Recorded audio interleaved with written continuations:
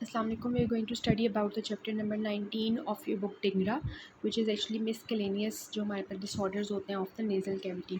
इसमें से सबसे पहला जो आपके पास है that is the foreign body nose, कि नाक के अंदर जो बच्चों ने foreign body फंसा ली होती है ना, उसके बारे में हम डिस्कस करेंगे। अब ये देखें, ये ज़्यादातर जो बच्चे होते हैं ना, छोटे बच्चे होते हैं, वो अपने नाक के अंदर इस तरह से जो है ना, इसको कोई भी चीज़ डाल लेते हैं। लाइक आपके बुक में लिखा हुआ है कि कोई हमारे पास क्या क्या हो सकता है जो अंदर जा सकता है। तो ये ज़्यादातर चीज़ें होती हैं, लाइक घर में कोई बटन्स वगैरह पड़े होते हैं या सेल्स पड़े होते हैं, या इस तरह की छोटी मोटी टॉयज़ वगैरह हो गए, या हमारे पास कोई बीज वगैरह हो गए, या चॉक हो गया, या पेपर हो गया, घर में उनको मिला होता है, या इस तरह से ना कुछ सीड्स वगैरह हो जाते हैं, छोटी छोटी चीज़ें होती हैं, बीन्स नट्स वगैरह।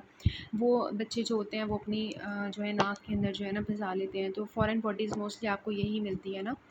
अच्छा, तो अब क्या मतलब नाक के अंदर जब ये चली जाएँगी तो उससे क्या हमारे पास क्लिनिकल फ़ीचर्स आएँ। अब ये जब बच्चा आपके पास आता है ना, तो ये तो अपने किसी पेरेंट्स के साथ आएगा ना, मदर फादर के साथ या किसी भी मतलब रिलेटिव के साथ आएगा। वैसे तो मदर या फादर लेके आता है, तो लेके आता है तो मतलब आपने अगर देखा हो ईएनटी में बहुत से ऐसे केसेस होते हैं, तो बहुत कॉमन केसेस होते हैं कि तो बच्चा आएगा, वो बहुत ज़्यादा रो रहा होगा, इरिटेबल होगा, ठीक है, और इस तरह से मदर हिस्ट्री दे रही होगी आपको सबसे पहले कि क्लिनिकल फीचर्स में, कि मदर आपको हिस्ट्री देगी थी कि ऐसे बच्चा है, बहुत ज़्यादा रो रहा है और मुझे लग रहा है इसने अपने नाक में कुछ फंसा लिया है, बहुत इरिटेबल है, ठीक है। तो हम जो है इसकी नाक ऊपर करके इस तरह से देखेंगे, क्लिनिकली एग्जामिन करेंगे, ठीक है। ऊपर करके देखते हैं डॉक्टर, वो अपने आपने देखा होगा ईएनटी में ना, उन्होंने वार्ड्स के अंदर वो लगाया होता है, सर पे हेडलाइट लगाई होती है, उससे क्या होता है कि वो नज़र आ जाती है अंदर की चीज़, ठीक है। तो इस तरह से पकड़ के नाक ऊपर करेंगे, इंटीरियर नेरीज़ के थ्रू देखेंगे, अंदर फॉरेन बॉडी आपको नज़र आ जाएगी।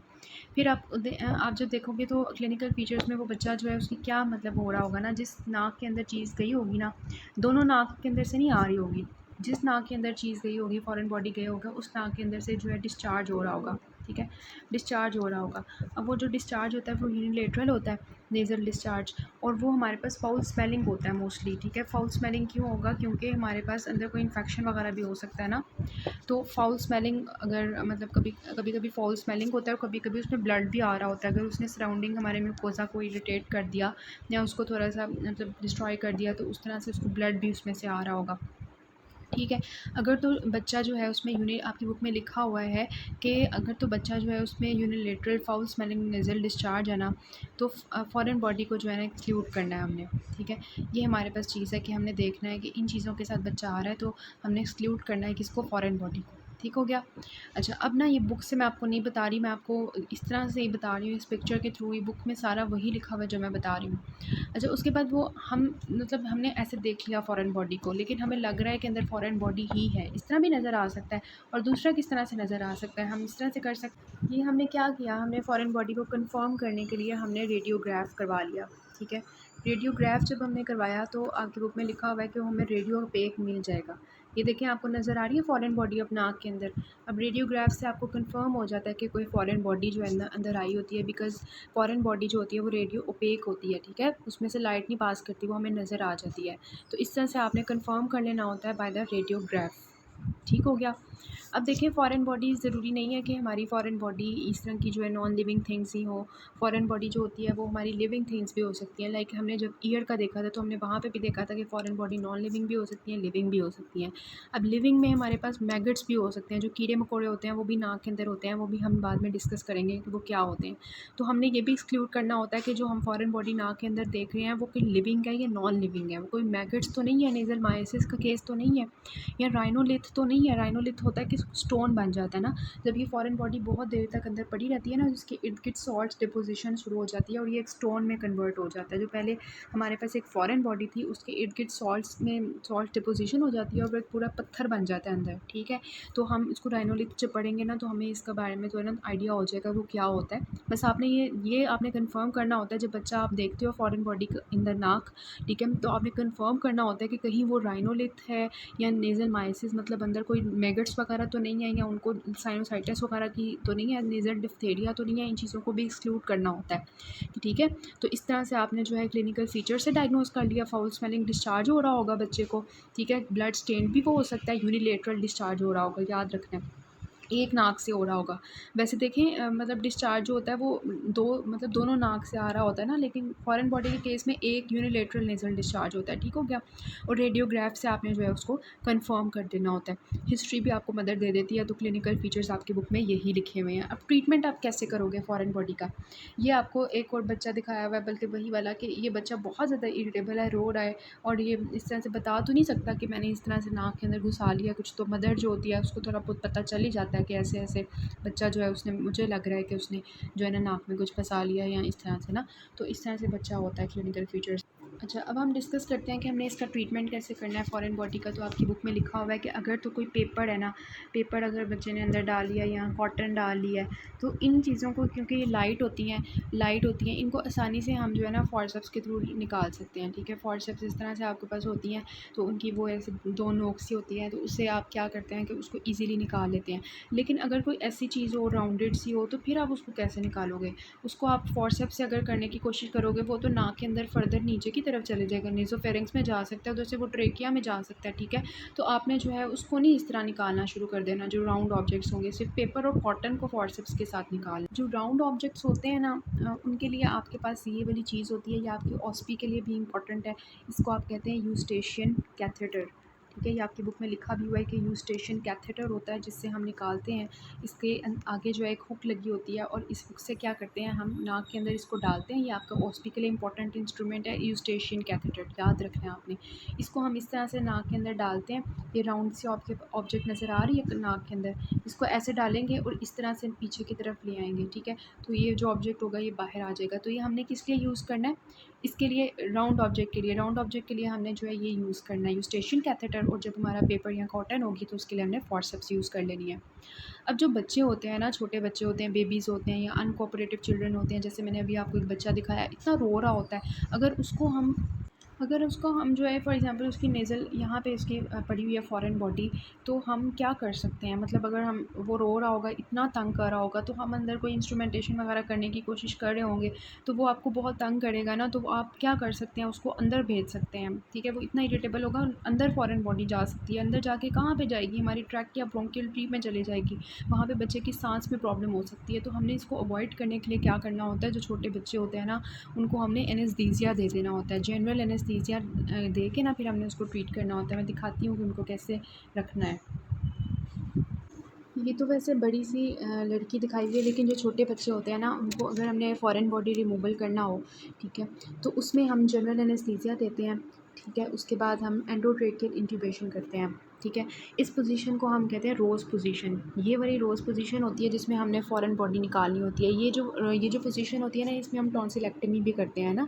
तो इसमें एक्चुअली फ़ॉरेन बॉडी जो हमने निकालने के लिए रोज़ पोजीशन में बच्चे को लिटाना होता है। इसमें उन्होंने दरअसल ये बताया हुआ है कि रोज़ पोजीशन क्या होती है। पेशेंट को सुपाइन लिटाना होता है, सीधा लिटाना होता है, उसके हेड को एक्सटेंड करना होता है, और उसके जो शोल्डर्स होते हैं ना, उनके नीचे हमें पिलो रख देना होता है, ठीक है।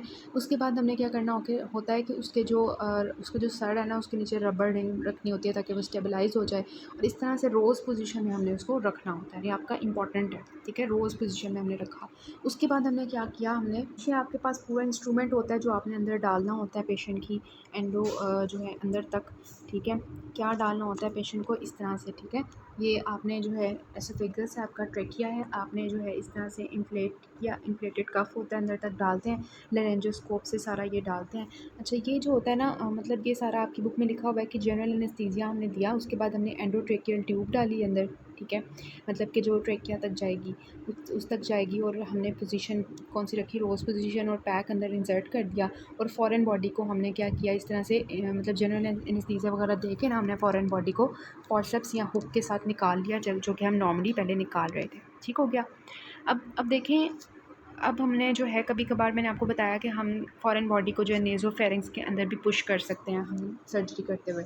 तो देखिए, हम कभी कभार ना उसको नेज़ोफेरिंक्स तक भेज सकते हैं। वैसे तो ये साइनस की सर्जरी हो रही है एंडोस्कोप से, लेकिन एंडोस्कोप का आपको पता है ना कि किसी भी स्ट्रक्चर को विजुलाइज़ करने के लिए हम एंडोस्कोप यूज़ करते हैं। हर चीज़ को विजुलाइज़ करने के लिए उसका अपना अपना एंडोस्कोप होता है, ठीक हो गया। अब नेज़ल कैविटी को, नोज़ को हमने जो है देखने के लिए हम एंडोस्कोप जो है अंदर डालते हैं, और पेशेंट का जो है सारा वो व्यू लेते हैं कि जो फ़ॉरेन बॉडी है वो किस जगह पे है, ठीक है। एंडोस्कोप एक्चुअली देखने के लिए होती है, व्यू करने के लिए होती है कि फ़ॉरेन बॉडी कहाँ पे है, ताकि हमें नज़र आ जाए तो हम इजीली जो है उसे रिमूव कर सकें, ठीक हो गया।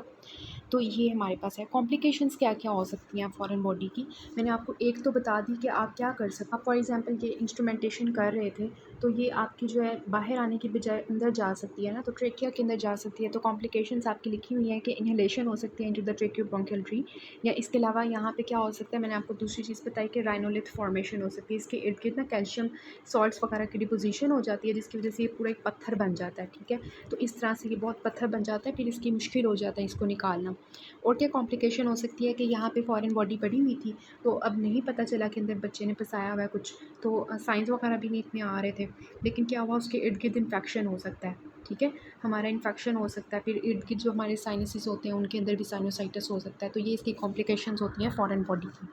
फिर हम बात करते हैं राइनोलिथ की। सो राइनोलिथ क्या होता है, rhino means nose and lith means stone. ठीक है, मतलब कि stone in the nasal cavity is termed as rhinolith, कि नेज़ल कैविटी के अंदर स्टोन फॉर्मेशन हो गई है। और इसका मैंने आपको कॉज बताया था कि अगर किसी पर्सन के अंदर फॉर एग्जांपल कोई फॉरेन बॉडी पड़ी हुई है, या इसके अलावा कोई ब्लड क्लॉट बना हुआ है, या कोई सिक्रीशंस है, उनके इर्द गिर्द क्या होता है, कैल्शियम और हमारे जो मैग्नीशियम सॉल्ट्स होते हैं वो डिपॉजिट होना शुरू हो जाते हैं। तो इसको जो स्टोन बन जाता है इसको हम राइनोलिथ कहते हैं।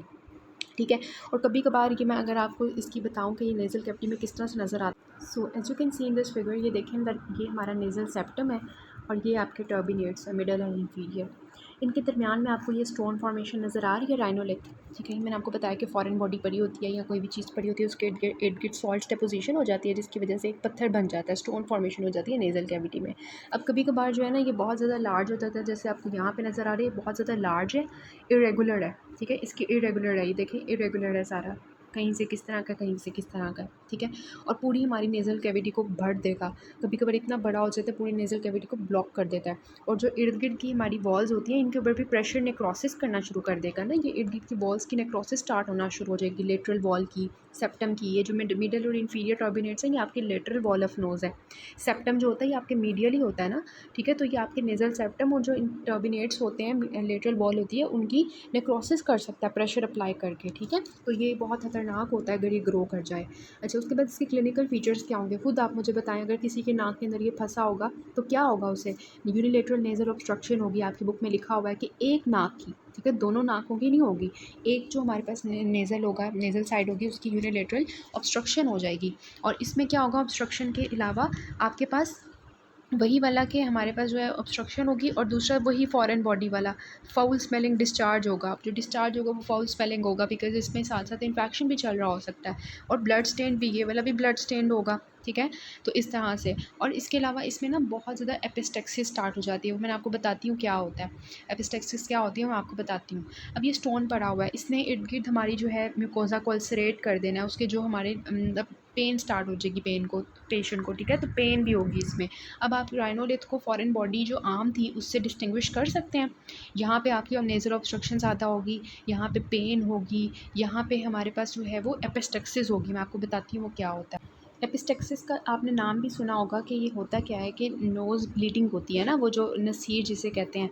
अच्छा, यहाँ पे अब सोचें कि यहाँ पे हमारा राइनोलिथ पड़ा हुआ है, स्टोन पड़ा हुआ है, तो वो हमारी ब्लड वेसल्स को जो है डैमेज कर सकता है, वो हमारी ब्लड वेसल्स को डैमेज करेगा, तो यहाँ से नोज़ की ब्लीडिंग स्टार्ट हो जाएगी, तो इसी को हम एपिस्टेक्सिस कहते हैं। ठीक हो गया, तो ये भी हमारे पास हो सकती है। उसके बाद हम जो है वो देखेंगे कि वो किस तरह का पैर होता है। इसका कलर आपको कौन सा नज़र आ रहा है, आपको ब्राउन नज़र आ रहा है ना, ये ग्रे ब्राउन भी हो सकता है, ये ग्रीनिश ब्लैक भी हो सकता है, इरेगुलर सी सरफेस होती है, ये स्टोनी हार्ड हमें फील होता है। ठीक है, कहाँ पे होता है, हमारे सेप्टम और हमारे टर्बिनेट्स के दरमियान में होता है। ठीक है, ये मैंने आपको बता दिया, आपकी बुक में भी लिखा हुआ है। अच्छा, ये तो बहुत ज़्यादा ब्रिटल होता है, ये नहीं है कि बहुत ज़्यादा सख्त होगा, टूटेगा ही नहीं। हम जब इसे, वैसे तो ये स्टोनी हार्ड होता है, लेकिन जब हम इसे तोड़ने की कोशिश करते हैं तो ये छोटे छोटे पीसेज में आसानी से ब्रेक डाउन हो जाता है। ठीक है, ब्रिटल होता है, ब्रिटल मीन्स वीक होता है, इतनी जल्दी ब्रेक कर जाता है। ठीक हो गया, और कभी कभार इसके इर्द गिर्द जो है ग्रेनुलेशन टिश्यूज़ भी बन सकते हैं। उसके बाद हम इसका ट्रीटमेंट कैसे करेंगे, ट्रीटमेंट इसका वही होगा सेम हमारे पास कि जनरल एनेस्थीसिया पेशेंट को देंगे। ठीक है, कैसे होगा ट्रीटमेंट, मतलब कि हम इसको कैसे ट्रीट करेंगे, आपको खुद सोचना चाहिए कि जनरल एनेस्थीसिया पेशेंट को देंगे, बिकॉज ये एक स्टोन है, कोई आम चीज़ नहीं है। जनरल एनेस्थीसिया दे के हम जो है इंटीरियर रेनीज़ के जो है नेरीज़, ये मैंने आपको दरअसल दिखाना था, ये एक्चुअली हेडलाइट है जो आपको ऐसे सर पे आप लगाते हो और इस तरह से नाक ऊपर करते हो, थोड़ा आपको ये नज़र आ रहा होता है। जनरल एनेस्थीसिया देते हो, उसके बाद इंटीरियर नेरीज़ के थ्रू इसको जो है छोटे छोटे पीसीज में आप डिवाइड कर देते हो। जब छोटे छोटे पूरा का पूरा मैस नहीं आपने एक साथ निकाल लेना है, इसको पहले तोड़ना है, छोटे छोटे पीस करने हैं, फिर इसको बाहर निकालना है। अगर नहीं निकल रहा, हमने बहुत कोशिश कर ली, तो फिर आपकी बुक में एक प्रोसीजर लिखा हुआ है लेटरल राइनोटमी। ठीक है, आपने क्या करना होता है, जब वो इतना बढ़ गया है कि आप उसको नहीं निकाल पा रहे, आप उसकी इतनी कोशिश कर रहे हो, नहीं निकल रहा, तो फिर आप क्या करते हो, नाक के साइड पे लेटरली जो है ना इंसिजन देते हो, इसे आप कहते हो लेटरल राइनोटमी।